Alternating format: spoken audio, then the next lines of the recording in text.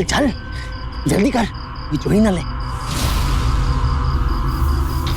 बस से भाई, आराम से आराम से।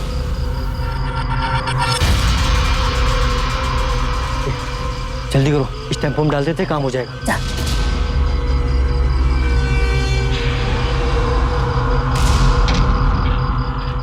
आराम से आराम से।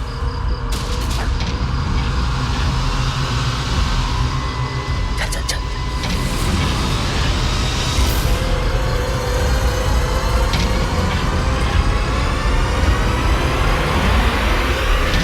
नमस्कार, सावधान इंडिया, इंडिया फाइट्स बैक में आप सभी का स्वागत है। सावधान इंडिया में हम आपको दिखा रहे हैं देश के कोने कोने से अपराध की सच्ची घटनाएं, और इसी सिलसिले में आज आपको रूबरू करवा रहे हैं गुजरात के भावनगर की एक आपराधिक घटना से।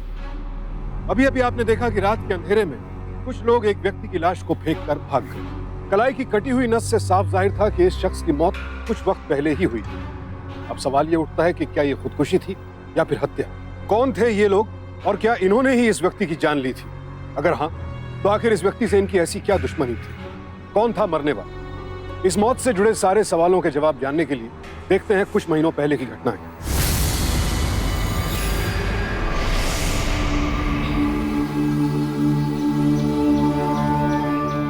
10 बज गए, सूरज सर पे चढ़ गया, लेकिन बहुरन बिस्तर से उठने के लिए तैयार नहीं। हाय रे कमर, इतना दर्द होने के बावजूद सारा काम मुझे ही करना पड़ता है। क्या करें?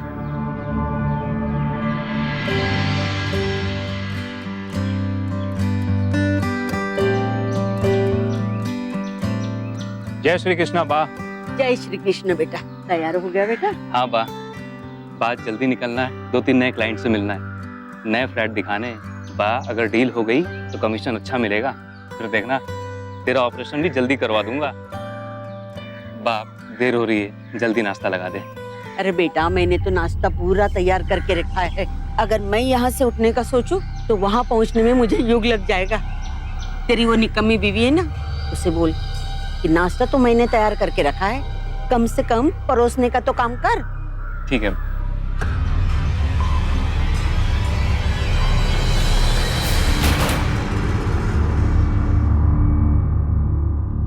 जानवी, जानवी उठो, नाश्ता लगा दो। थोड़ी देर और सोने। जानवी ऐसा कैसे चलेगा? तुम तो जानती हो ना बाकी हालत, इस उम्र में भी उनको कितना काम करना पड़ता है। सुबह कितनी जल्दी उठ जाती हैं वो। कल्पेश, अब उम्र बढ़ गई है तो तकलीफ भी होगी। मुझे तो लगता है तुम्हारी बात यमराज से भी लड़कर आई है, जाने का नाम ही नहीं लेती। जानवी, तुमसे कितनी बार कहा है कि बा के बारे में ऐसी बातें मत किया करो। पता है मुझे क्या लगता है, तुम दोनों के साथ रहते रहते ना मैं भी बहुत जल्दी बुढ़ी हो जाऊंगी। कमर झुक जाएंगी, बाल सफेद हो जाएंगे, और झुक कर चलूंगी, वो भी बिना दांत के पोपली बनकर। दिखाओ कैसे? ऐसे ऐसे ऐसे। जानवी बस, अरे सास है तुम्हारी, थोड़ी तो इज्जत किया करो। और अब बस, मुझे और बहस नहीं करनी, जाओ जाके नाश्ता लगाओ। नाश्ता बना?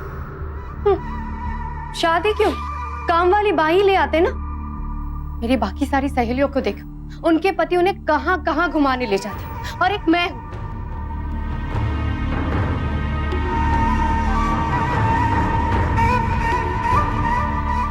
कल्पेश, क्यों ना आज हम पिक्चर देखने चले? प्लीज। कोई पिक्चर उच्चर नहीं देखनी है, मैं लेट हो रहा हूँ, जाके नाश्ता लगाओ। और सुनो, देखो भगवान के लिए रोना स्टार्ट मत करना। अब तुम ऐसा करो, अपनी सहेलियों के साथ जाके पिक्चर देख लेना। हाँ, ये लो पैसे।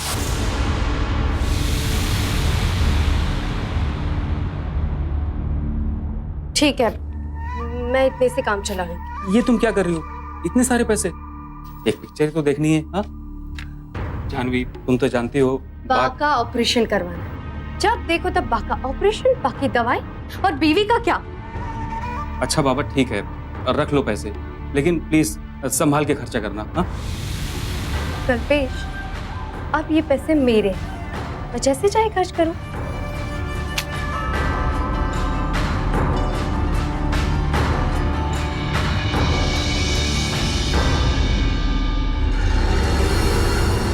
हाँ वसंत भाई, मैं देखती हूँ, मैं करती हूँ बात। जय श्री कृष्ण। बहू, तूने वसंत भाई के पैसे नहीं दिए? 10,000 का बिल है, 2 महीने के पैसे बाकी है। अब इन्होंने जो पैसे दिए थे वो तो खर्च हो गए। क्या खर्च हो गए? घर में किराने के सामान के अलावा कुछ भी नहीं आया है। वो मुझे नहीं पता है, और वैसे भी महंगाई इतनी बढ़ गई है तो मैं क्या कर सकती हूँ? पता नहीं मेरे जाने के बाद इस घर का क्या होगा। सारा पैसा अपने नेल पॉलिश और लिपस्टिक पे उड़ा देती है। अरे कुछ दिन पहले हिसाब के अलावा मैंने उसे 10,000 रुपए दिए थे, उसका तो कोई हिसाब ही नहीं है। कल्पेश, अभी तू ही कुछ कर। मैं क्या चोर हूँ जो अपने ही घर में डाका डालूंगी? कल्पेश, मेरी कोई इज्जत ही नहीं है इस घर में, और मैं कह देती हूँ अगर ऐसे ही चलता रहा ना तो एक दिन मैं ये घर छोड़ कर चली जाऊंगी। जानवी, जानवी, बा मैं लेट हो गया हूँ, तू संभाल लेना, हिसाब किताब मैं देख लूंगा, मैं चलता हूँ। जय श्री कृष्ण। जय श्री कृष्ण। संभाल के जाना। हाँ बा।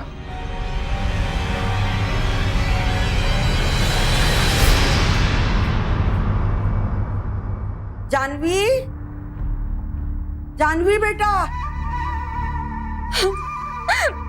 जानवी बेटा। बात मत कीजिए मुझसे, जब से इस घर में आई हूँ बस खिटखिट चलती रहती है, और वो हमेशा पैसों की चिंता में लगे रहते हैं, वो भी सिर्फ आपकी वजह से।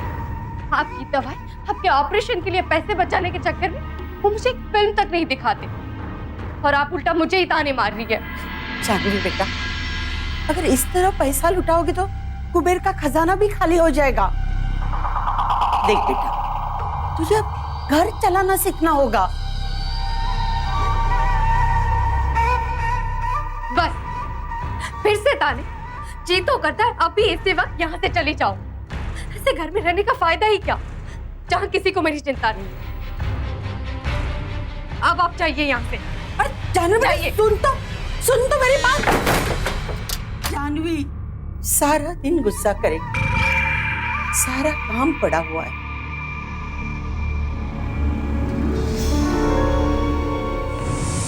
तो तू कर लेना बुढ़िया, बहू रानी हो, नौकरानी नहीं।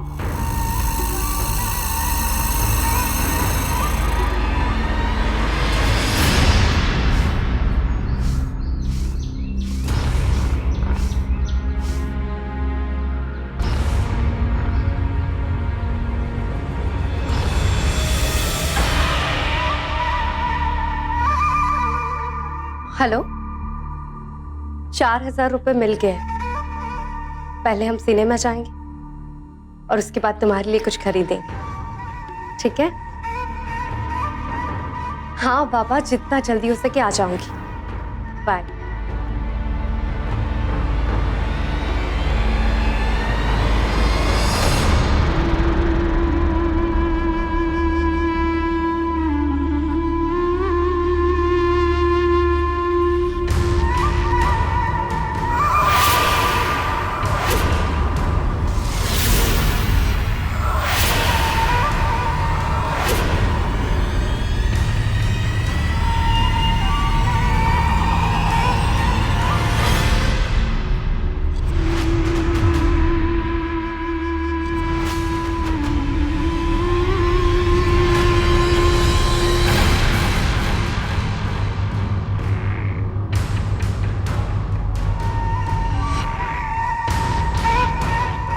लगता है बुढ़िया आसपास नहीं है, यही अच्छा मौका है।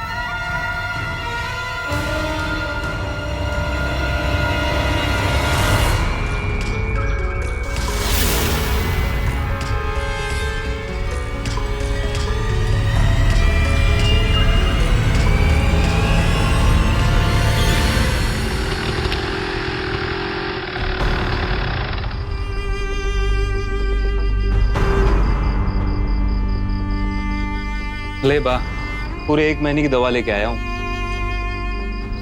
और ये है क्या हुआ? इतनी उखड़ी हुई क्यों? जानवी ने कुछ बोला क्या? बोला नहीं, करके दिखाया। अभी तक घर नहीं आई। अरे बा, वो पिक्चर देखने गई होगी, सुबह मुझसे पैसे लेके गई थी।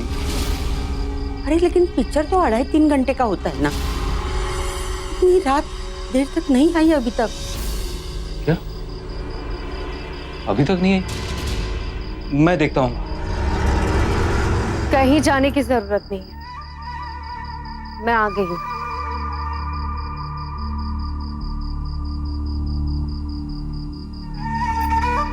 सोचकर तो गई थी कि कभी वापस लौट कर नहीं आऊंगी, पर फिर बा का ख्याल आया, इसीलिए वापस चल गए।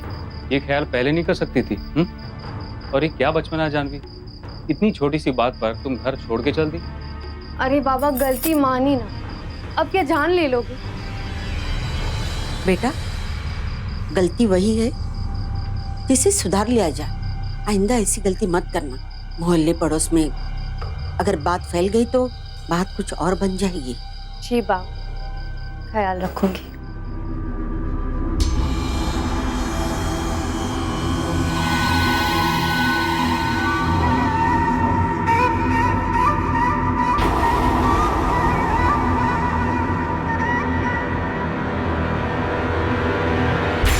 हालांकि कल्पेश का परिवार मध्यम वर्गीय था, लेकिन शादी से पहले उसे कभी भी पैसों की तंगी महसूस नहीं हुई। मगर पिछले 1 साल से मां की बीमारी और पत्नी की फिजूल खर्ची की वजह से कल्पेश का हाथ तंग रहने लगा था। कल्पेश कोशिश कर रहा था कि जल्द से जल्द पैसे इकट्ठा करके मां का ऑपरेशन करवाए और पत्नी को भी खुश रखे। कल्पेश की मां बेटे की तकलीफ समझती थी, लेकिन पत्नी जानवी को अगर इस दुनिया में किसी की फिक्र थी तो वो थी बस खुद की। वो पति की कमाई और घर खर्च के पैसे भी कहीं और खर्च कर देती, और जब सास रोकने की कोशिश करती तो वो लड़ झगड़ कर घर छोड़ने की धमकी दे बैठती। अब सवाल ये उठता है कि जानवी ऐसा क्यों कर रही थी? क्यों वो कभी पति की जेब से, कभी घर के खर्चे से पैसे निकालती थी? करती क्या थी वो इतने पैसों का? कहां खर्च करती थी? ये राज सबसे छिपा हुआ था।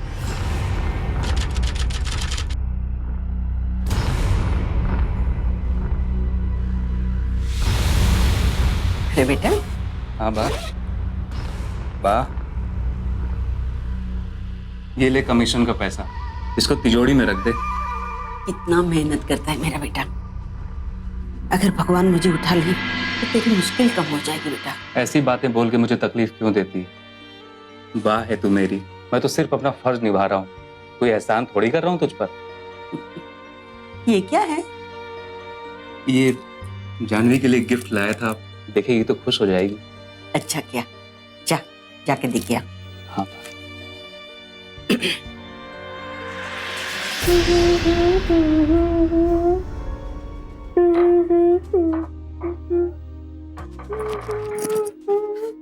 इस गुनगुनाने का मतलब क्या समझो? क्या हमारी चापली का गुस्सा ठंडा हो गया है? देख, तेरे लिए मस्त परफ्यूम लाया हूं। नहीं जी, कल सुबह इसे वापस ले आना, और जो पैसे बचे ना उसे बाकी इलाज में खर्चना। मुझे समझ में नहीं आता है कि तुम बात से इतनी चिढ़ती क्यों हो? माँ है वो मेरी। अगर तुम्हारी बात नहीं होती ना तो हमारी सारी जरूरतें पूरी होती, हम खुशी से रहते। लेकिन नहीं, अपनी बात के लिए 1000 रुपए की दवाई और मेरे लिए ये 100 रुपए का घटिया सा परफ्यूम। जानवी, मैं बा के लिए कोई गहने लेके नहीं आया हूँ, दवा लेके आया हूँ। उम्र की बात है कल्पेश, उनके दवा खाने के दिन और मेरे ऐश करने के।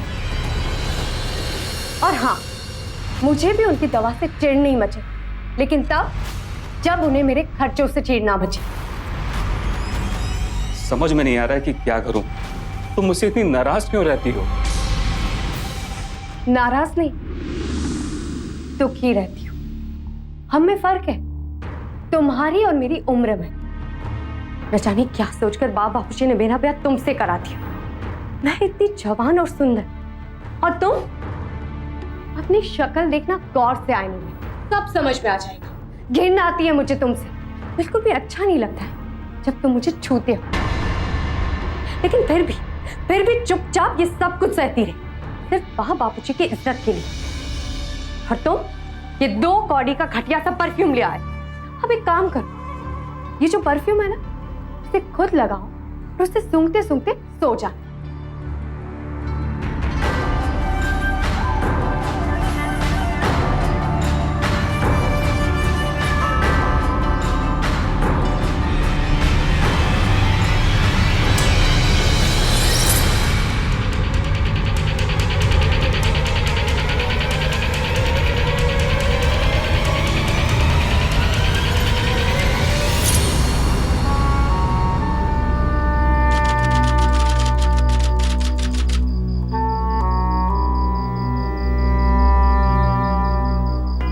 अरे बेटा, हाँ बा। यहाँ अकेला बैठा है, नींद नहीं आ रही है? हाँ बस नींद नहीं आ रही बा।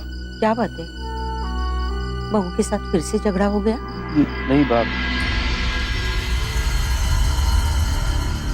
एक बात बता बा, क्या मैंने जानवी जैसी जवान लड़की से शादी करके कोई गलती की?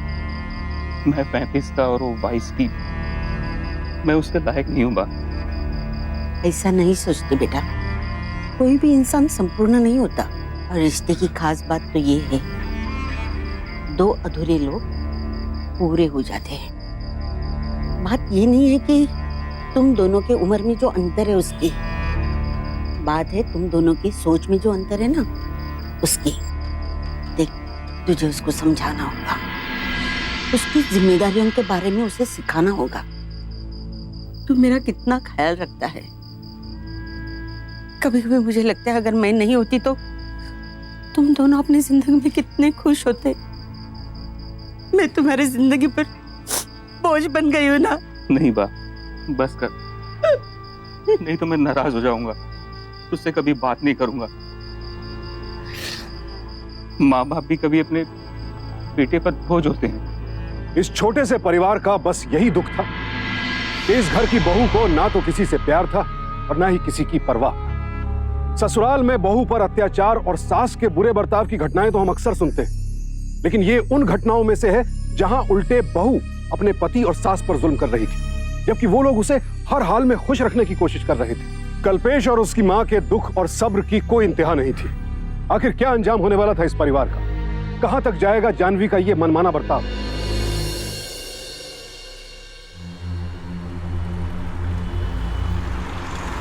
भैया ये सब पैक कर दो और पैसे ना हिसाब में लिख देना, बाद में दे देंगे। माफ करना जानवी बहन, पर उधारी बंद है। क्यों? अभी तक तो ऐसे ही चलता था, आज क्या हो गया? क्या है ना जानवी बहन, शिल्पा बहन ने कहलवाया है कि अभी से सारा सामान नगद जाएगा।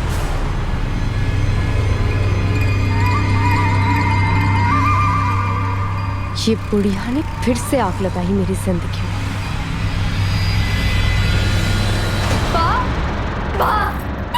हे भगवान, ये सब मेरे साथ ही क्यों होता है? हाँ, क्यों रो रही है? अरे हुआ क्या, बता तो सही। क्या हुआ बा? ये रो क्यों रही? पता नहीं, बाहर से आई, रोते रोते ही यहाँ बैठ गई। अरे क्या हुआ? कल पे कल्पेश, मेरे बापूजी मर जाएंगे, मैं अनाथ हो जाऊंगी। कल्पेश, ऐसा क्यों कह रही हो? हुआ क्या? मैंने बाहर से बापूजी को फोन किया था, तो बा ने कहा कि उनका किडनी का ऑपरेशन होना, तो उसके लिए डॉक्टर ने 5 लाख रुपए मांगे। 5 लाख? हाँ, कोशिश तो कर रही है, लेकिन तुम्हें तो उनकी हालत पता है ना। मैं क्या करूं कल्पेश, वो लोग इतने सारे पैसे कहाँ से लाएंगे? मैं अपने बापूजी को मरते हुए नहीं देख सकती कल्पेश।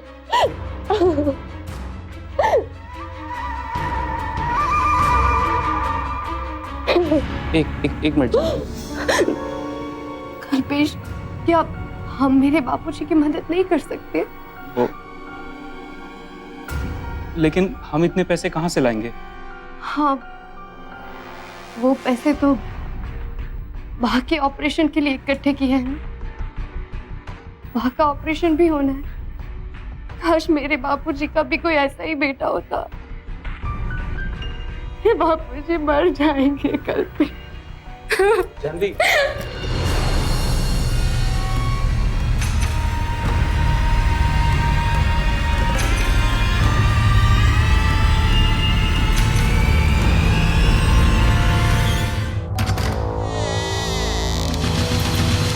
अरे जानवी, जय श्री कृष्ण। जय श्री कृष्ण। आओ अंदर आओ। अच्छा हरीश, देखो कौन है। जानवी बहन, मेरे लिए क्या बहन? कुछ नहीं, जब देखो कुछ ना कुछ मांगता ही रहता है। तेरे खर्चे के लिए मैंने कल्पेश की जेब बहुत बार साफ की है। अब बापूजी कहाँ हैं? अरे मैं यहाँ हूँ। बापूजी, बोल। मैं आपके लिए कुछ लाई। दिखा दिखा, आज क्या लाई है? दिखाती हूँ, आप सब लोग देखकर चौंक जाओ। ये देखो। अरे मारा डीकरा, बापूजी पूरे 5 लाख रुपए हैं। इतना मोटा जैकपॉट, ये तूने किया कैसे? बापूजी कहा कि आपका किडनी का ऑपरेशन होना है, दिखाने के लिए बस थोड़ा सा रो दिया और काम बन गया। पर बापूजी, वो बुढ़िया है ना, उसने मुझे बहुत परेशान किया, इसीलिए मुझे गुस्सा आया और मैंने सोचा कि इस बार तो उसे सबक सिखा कर ही रहूंगी।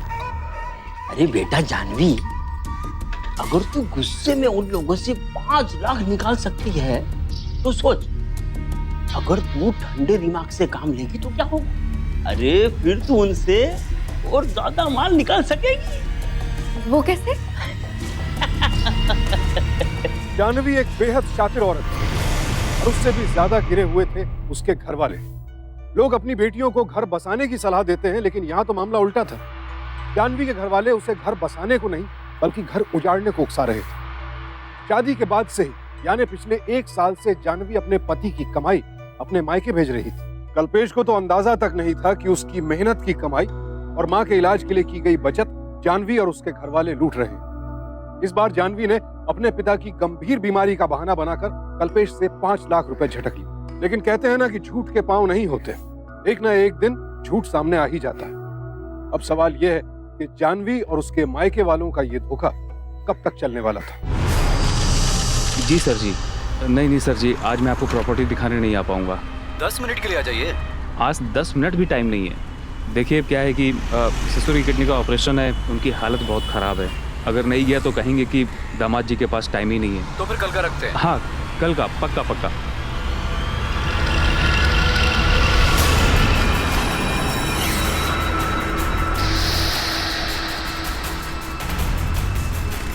जानवी के बाबूजी, वो तो बोल रही थी उनकी तबीयत खराब है, लेकिन ये तो अच्छे खासे भले चंगे हैं।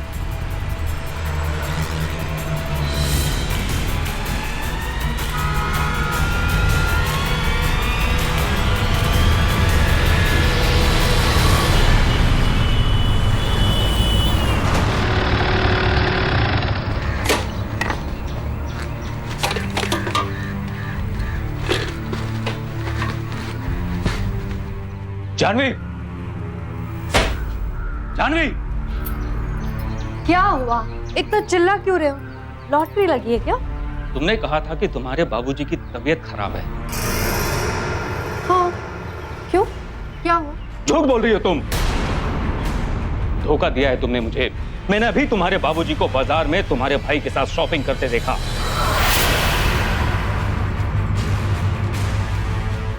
बता, तूने मुझे झूठ बोलकर 5 लाख रुपए क्यों लिए? चुप क्यों है? बोलती क्यों नहीं?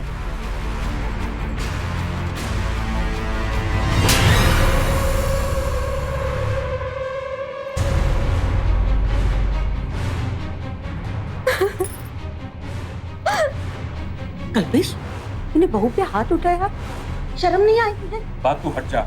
मुझे अभी के भी जानना है कि इसने मुझसे झूठ बोलकर पैसे क्यों लूटे। वाह, मैं इसे छोड़ूंगा नहीं। जानवी, जानवी बाहर आओ, बाहर आओ, नहीं तो मैं दरवाजा तोड़ दूंगा। अरे सालों मेहनत करके मैंने अपनी बाप के ऑपरेशन के लिए पैसे जमा किए और तूने सारे पैसे उड़ा दिए। अरे तेरे बाप की जान पर बनाई थी तो बाप के कहने पर मैंने तुझे पैसे दिए, तो तूने सारे पैसे उड़ा दिए, तो तूने मुझसे झूठ बोला। बाहर निकल जानवी, बाहर निकल, नहीं तो मैं सच में दरवाजा तोड़ दूंगा। जानवी,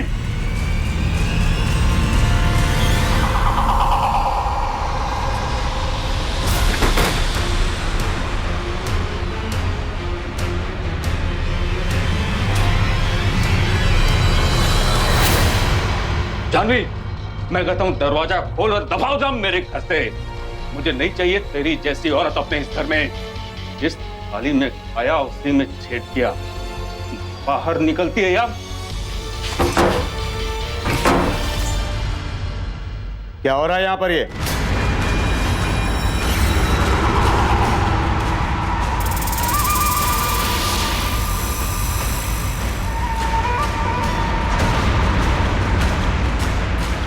देखिए इंस्पेक्टर साहब, ये मुझे मार डालना चाहता है। बड़ी मुश्किल से मैं अपनी जान बचाकर आपकी आवाज आई। ये ऐसे ही मुझे हर रोज डराता है और मुझ पर हाथ भी उठाता है। अब मुझसे दिल भर आया है ना, इसीलिए ये मुझे अपने घर से निकाल देना चाहता है। इंस्पेक्टर साहब प्लीज प्लीज आप इन्हें समझाइए। बीवी पर हाथ उठाता है? चल थाने, वहीं खबर लेता हूँ तेरी। इंस्पेक्टर साहब झूठ बोल रही है, मैंने कुछ नहीं किया। कुछ नहीं किया तो बगैर कुछ किए हुए इसके शरीर पर चोट के निशान बन गए? भूत बना कर गए क्या? तेरे खिलाफ घरेलू हिंसा का केस दर्ज कराया इन्होंने। चल थाने। नहीं इंस्पेक्टर साहब, मैं अपना केस वापस लेती हूँ। आप बस इन्हें समझा दीजिए। अगर इन्हें जेल हो जाएगी तो मरण तो मेरा ही होगा ना। आखिर है तो ये मेरे पति ही ना। मुझे इनके साथ ही रहना है। खुश नसीब है तू जो इतनी अच्छी बीवी मिली है तुझे। लेकिन ख्याल रहे, दोबारा ऐसी हरकत की ना, जेल में बंद करके ख्याल रखूंगा तुम्हारा बढ़िया से। चलो।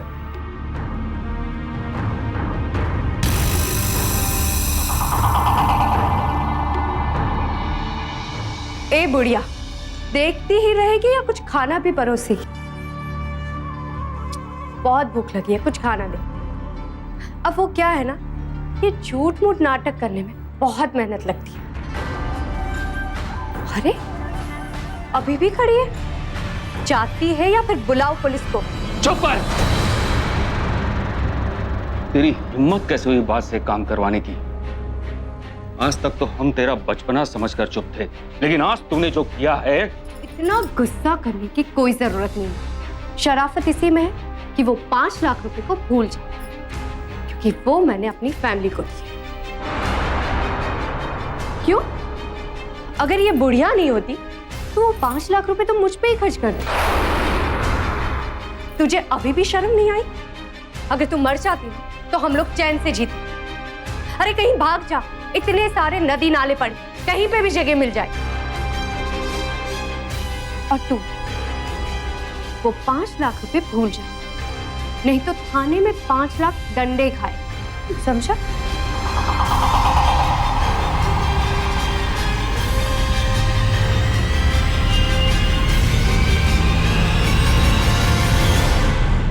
भावनगर गुजरात का छठा सबसे बड़ा शहर है, जो कि अपने औद्योगिक विकास और घरेलू उद्योगों के लिए जाना जाता है।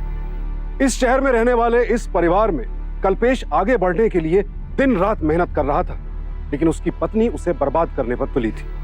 जानवी की हरकतें दिन ब दिन हद से बाहर होती जा रही थी। कल्पेश के सब्र का बांध अब टूटने लगा था। आखिर क्या अंजाम होने वाला था इस घरेलू कलह का?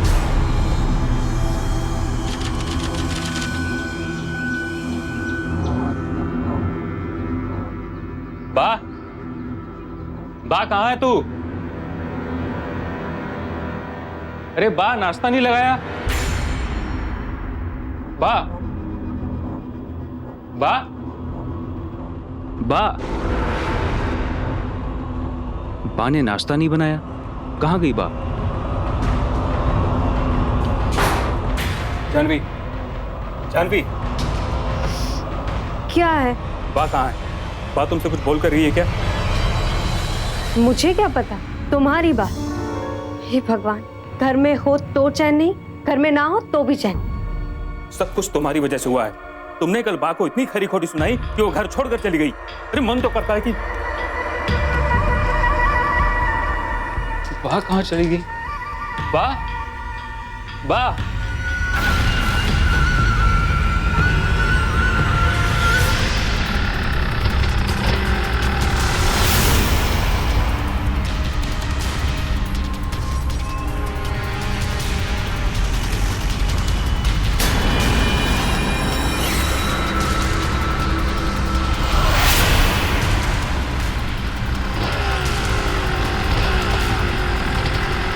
सरलगा की ये बा आपके साथ मंदिर गई थी क्या? नहीं बेटा, मंदिर कहाँ जाती है वो, उससे चला नहीं जाता ना, घुटनों में दर्द जो रहता है उसके।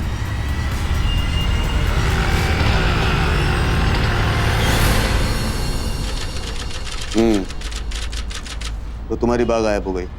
जी। नाम? शिल्पा बेन, उम्र 59। तेरा नाम? कल्पेश शाह।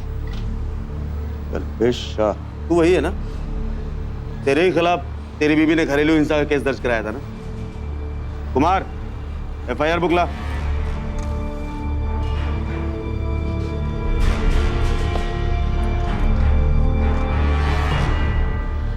कब से गायब है तुम्हारी बात? जी, आज सुबह से।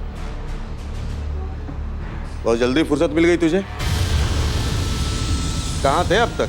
जी, मैं सुबह से उन्हीं को ढूंढ रहा हूँ। झूठ बोल रहा है तू। औरतों को टॉर्चर करने में मजा आता है ना तुम्हें? आज सुबह तेरी बीबी यहाँ रिपोर्ट लिखा कर गई है तेरे बा के गुमशुदगी की।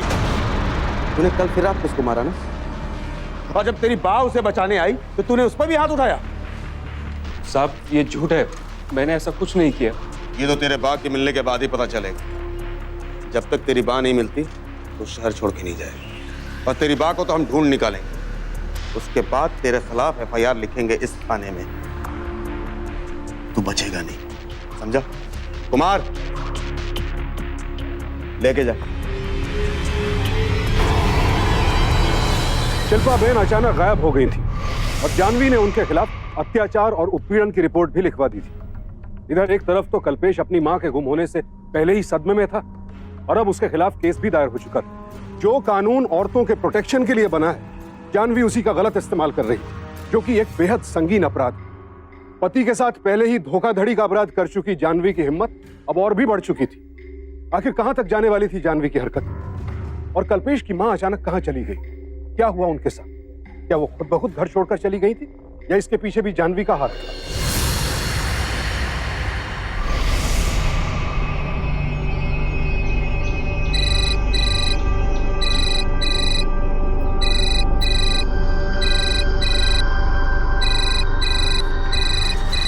कम से कम फोन तो उठाओ। तुम्हारे क्लाइंट का फोन है और यहाँ बड़े बड़े मक्खी क्या मार? जाओ काम पर जाओ। सुनाई नहीं दे रहा है क्या?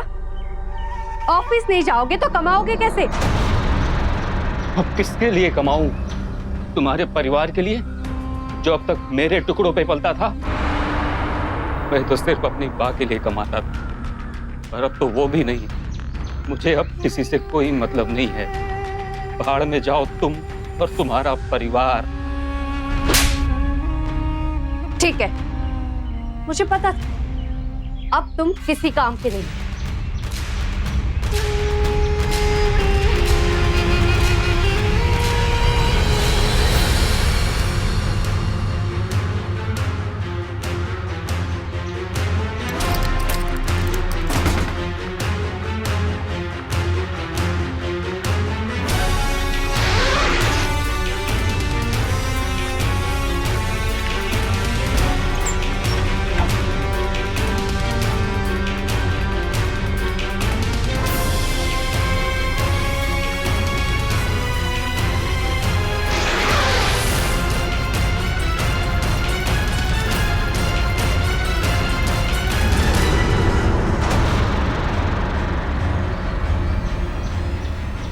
मैं जा रही, पीछे मत आना।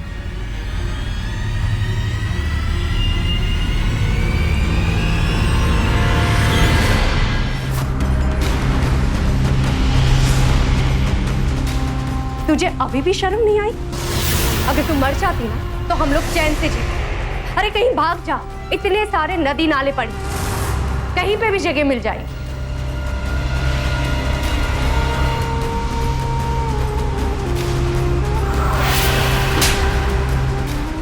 मुझे पता था अब तुम किसी काम के नहीं।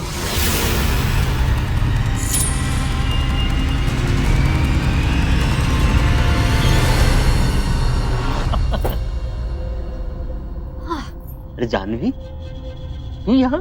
बापूजी हमेशा के लिए आ गई। न काम पर जाता है, न मेरी तरफ देखता है, इसीलिए मैं उसे छोड़कर आ गई। लेकिन हाँ बापूजी, सारे पैसे, जेवरात और प्रॉपर्टी के कागजात ले आए। अब उसके पास कुछ बचा नहीं, तो मुझे वहां रहने की क्या जरूरत है, इसीलिए मैं चली आई। पर बापूजी, आते आते ना मैंने उसे एक जोर से थप्पड़ मारा। जानवी, ये तूने बहुत गलत किया। अरे पर बापूजी अरे वो कमजोर इंसान इतनी बड़ी इंसल्ट कैसे सह पाएगा? हमें जल्दी वहां जाना होगा। चलो।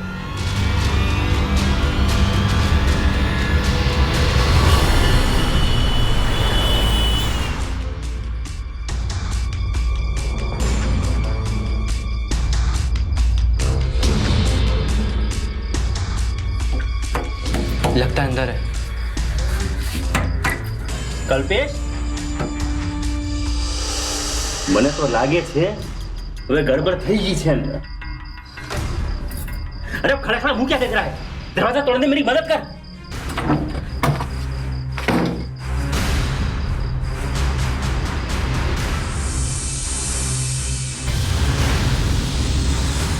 ये जला हम पापा। अरे इसी बात का डर था मुझे, अब समझी? अब हम क्या करें बापूजी? लगता है ये तो मर गया। अब इसको ठिकाने लगाना होगा, वरना पुलिस हमसे पूछताछ करेगी, हमसे सवाल जवाब करेगी।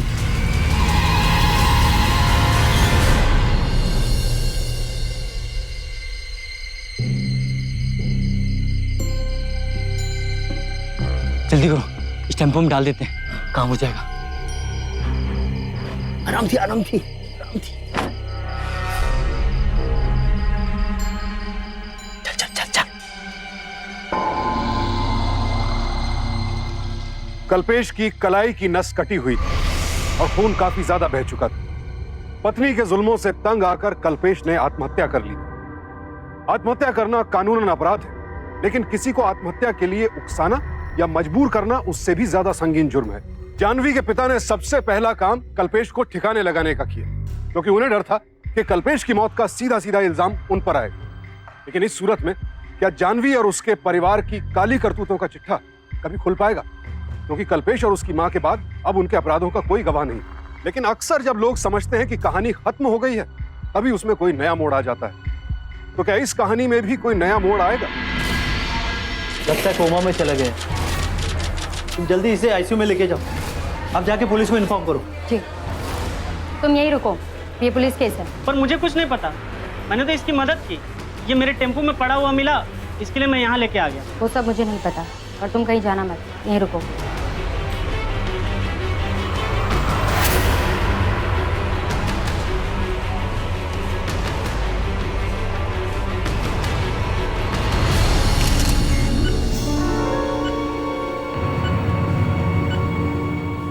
कौन लाया इसको यहाँ पे? एक टेम्पो वाला लाया था, कह रहा था कि उसके टेम्पो में पड़ा था ये।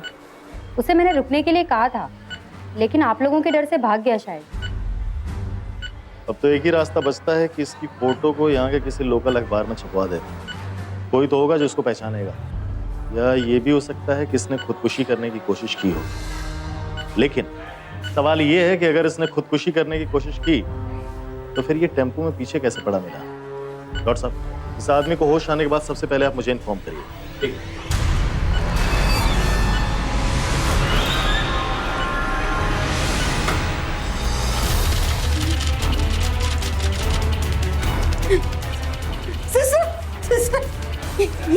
ये लड़का यही भर्ती है? हाँ, ये पेशेंट यही एडमिट है। आप कौन है? मैं उसकी माँ हूँ। ये मेरा बेटा है, कल भी मुझे मिला उससे। आइए आइए मेरे साथ।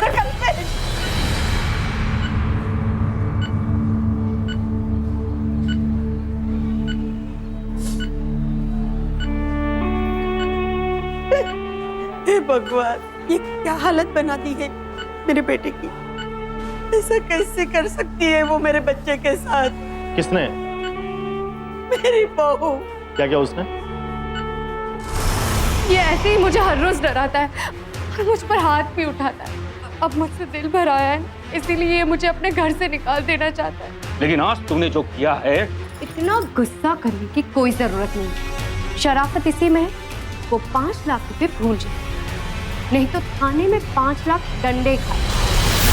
देखिए, आप जो कुछ भी कह रही हैं, अगर वो बात सच तो भी इसको साबित करना बहुत मुश्किल होगा।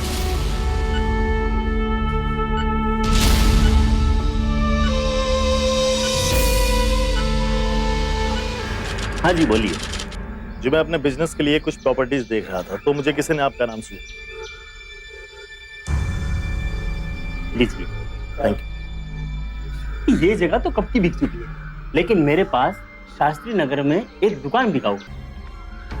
अरे बेटा जानवी, जरा वो दुकान के कागजात लाना। टाइटल एकदम क्लियर है। ये लीजिए बाबू। ये देखिए, तसल्ली कर लीजिए। लेकिन इसमें तो किसी कल्पेश का नाम लिखा हुआ है। हाँ, कल्पेश मेरी बेटी का पति था, पर वो मर चुका है। अब ये सब मेरी बेटी का है। पेपर्स तो ठीक है, लेकिन उनकी डेथ सर्टिफिकेट है क्या आपके पास? अरे ये क्या मजाक लगा रखा? कभी ये बताओ, कभी वो बताओ। आप जाओ यहाँ से। इसमें गुस्सा करने वाली कौन सी बात है? देखिए, उनकी डेथ हो ही चुकी है, तो उसका सबूत देने में क्या हर्ज है? अरे आप जाओ यहाँ से। हमें से फालतू लोगों को नहीं बेचनी अपनी प्रॉपर्टी। जाइए आप यहाँ से। और दे भी नहीं सकते, क्योंकि मैं अभी जिंदा हूं।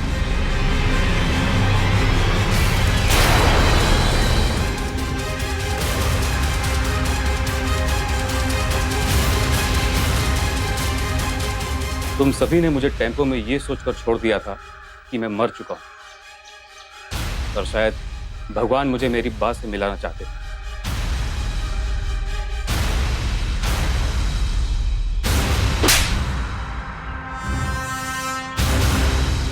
दिल तो करता है कि तुझे जान से मार दूं, और ऐसा किया तो तुझ में और मुझ में फर्क क्या रह जाएगा? अरे घिन आती है तुझसे। गिरफ्तार कर लो इन सबको।